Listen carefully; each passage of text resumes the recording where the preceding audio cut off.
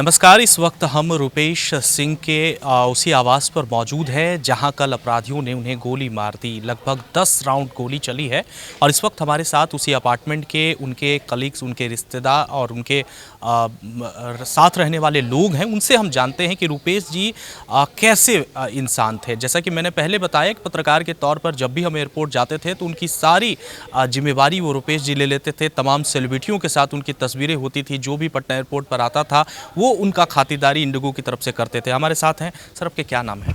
मेरा नाम हरे राम सिंह हुआ। अच्छा, आप इसी अपार्टमेंट जी। ये बताइए कि कल कब पता आप लोगों को चला, कैसे पता चला? जब हम लोग ऊपर घर में थे तकरीबन 7 सवा 7 बजे, 7 साढ़े 7 सवा 7 बजे ही, मतलब मेरा एक नौकर है वो ऊपर गया तो वो बोला कि जो नीचे ना एक गोली लग गया है। तो हम लोग पूछे किसका, तो बोला कि गेट पर। तो हम कहे अपने गेट पर? तो हाँ। तो फिर हम पूछे किसका, तो बोला कि काला गाड़ी में जो है नहीं, जिनका काला गाड़ी है। इतना सुनना था कि हम लोग भागे भागे आए। तब तक देखे बिट्टू भैया की गाड़ी आ चुकी थी। उसी गाड़ी में उनको तब तक निकाला गया था उनके गाड़ी से। फिर हम बिट्टू भैया गाड़ी में घुस के उनको पकड़ के बीच वाले सीट पे हम घींच कर लाए। उसके बाद ये लोग गए, फिर पीछे से हम बाइक लेकर गए। वहाँ मालूम चला, डॉक्टर बोले कि नो मोर। जिस वक्त मतलब कुछ एक्टिविटी ऐसा नज़र आया कि जिस वक्त आप लोग उसमें क्या कर रहे थे जब गोलियां चली थी, उस वक्त आप लोग क्या कर? उस समय हम मोबाइल पे न्यूज़ वगैरह देख रहे थे, तो हमें तो कुछ सुनाई नहीं दिया। लेकिन हमारे पत्नी को वाइफ बोली कि लगता है कुछ पटाखा वगैरह छूट रहा, अभी किसका शादी है? क्या ऐसे ही कोई बच्चा उच्चा छोड़ा होगा। हम बोले भी कि हमको सुनाई नहीं दिया है। तो फिर हम लोग एज इट इज़ लग गए वही, मतलब नाश्ता हम बना रही थी, नाश्ता करने लगे। और हम उनके घर में भी नाश्ता भिजवाए। उनके घर में हमारी वाइफ नाश्ता भिजवाई हमारे बच्चों से। उसके बाद फिर हम लोग नाश्ता करने लगे। इतने में जब वो बताया तो हम आए नीचे आए। तब तक तो जो जानकारी हम लोगों को मिल रही है कि अभी कुछ दिन 2 दिन पहले ही गोवा से लौटे थे। रविवार को 7:45 बजे के लगभग ही आए थे गोवा से। 8 बजे या 7:45 बजे। इसी गाड़ी से गए थे? नहीं, ये तो फ्लाइट से गए थे। अच्छा, ये बताइए, आप लोग तो साथ में रहते हैं, इस अपार्टमेंट में हैं, व्यक्तिगत तौर पर कैसे इंसान? अरे बहुत हेल्पफुल नेचर के थे यार, क्या बताएं। 2019 में मेरी माँ का तबीयत बहुत ख़राब था। पूरा पटना पानी से भरा हुआ था और मैं भी नहीं था, मेरी पत्नी भी नहीं थी, मेरे सिर्फ बच्चे थे। मेरी माँ के नाक से खून बह रहा था। हम फ़ोन किए कि रुपेश जी कहाँ हैं, तो ये बोले एयरपोर्ट पे। हम कहे कि मम्मी नहीं बचेगी। ये वहाँ से दौड़े दौड़े आए और पारस में जाकर हमारी माँ को भर्ती करवाए थे। इससे बड़ा और हम क्या बोल सकते हैं। और हेल्पफुल नेचर के, बहुत अच्छे थे। अपने पूरे परिवार का जिम्मेवारी इन्हीं पे था। ये 3 भाई थे, 3 भाई में सबसे छोटे भाई थे। दोनों भाई का रोज़गार भी यही करवाते थे, भतीजों का भी रोज़गार यही करवाते थे। अभी एक भतीजा का ये दिल्ली एयरपोर्ट पे जॉब भी कराए थे। यानी कि जिम्मेवारी पूरे घर की जिम्मेवारी इन्हीं की। आप लोग यहीं रहते हैं, क्या कहेंगे सरकार से, क्या मांग करते हैं?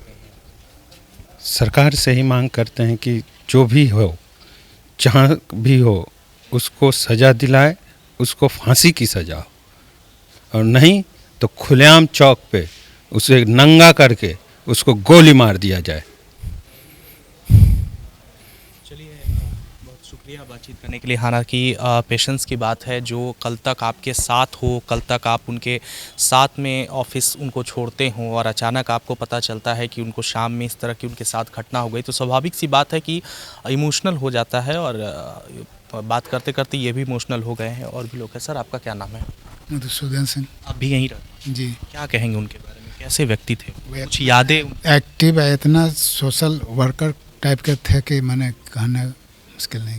किसी का भी, परिवार का तो करते थे, अन्य किसी का भी हेल्प करने के लिए पीछे का भी नहीं रहे। कुछ ऐसी बात जो अभी भी आपको याद आ रही है उनकी, कि कुछ ऐसा हेल्प, जैसे इन्होंने बताया कि उनकी माँ का इलाज के लिए ये दौड़ते चले आए अपने ऑफिस से, आपके साथ कुछ ऐसी वाकया? नहीं, एक बार तो हम गए थे लड़का के यहाँ, तो एरोड्रम पहुँचे थे तो बोले कि बोले नहीं था, टिकट उकट तो है हुआ था। तो उसके बाद वो किसी स्टाफ को बोले, हम लोग बैठा दिए और प्लेन पर सब सामान वामान सब बुक वुक करवा कर हेल्प करते बिना कहे हुए।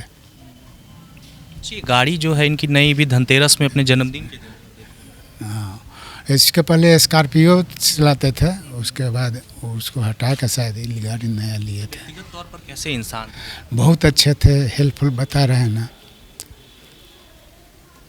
साफ तौर पर ये देखिए, ये भी इसी अपार्टमेंट में रहते हैं और एक बार फिर से हम आपको बता दें कि इस पूरे अपार्टमेंट में इस वक्त जो है वो एक तरह से सन्नाटा पसरा है और लोग हिम्मत जुटाकर हमसे बातचीत कर रहे हैं, बता रहे हैं। हम आपको ये भी दिखा दें कि इसी अपार्टमेंट के 302 नंबर मकान पर उनका घर था। हालांकि अभी उनका पूरा परिवार जो है वो चला गया है और अभी इस पूरे अपार्टमेंट में जो है वो पूरी तरह से एक तरह से सन्नाटा कहें तो ये पसर चुका है। यही वो गेट हुआ करता था, वो आते थे। हालांकि ये भी बताया जा रहा है कि सीसीटीवी कैमरे भी यहाँ लगे थे, उसकी भी तस्वीर हम आपको। ये ख़राब था क्या सीसीटीवी? शुरू से जब हम लोगों को दिया गया था अपार्टमेंट, तो ना तो सोसाइटी गठन करके दिया गया और ना ही ये सीसीटीवी कैमरा कभी चालू हुआ। कितने दिन से ख़राब है? जब हम आए, हम तकरीबन 6 साल से यहाँ हैं, ये खराबी है।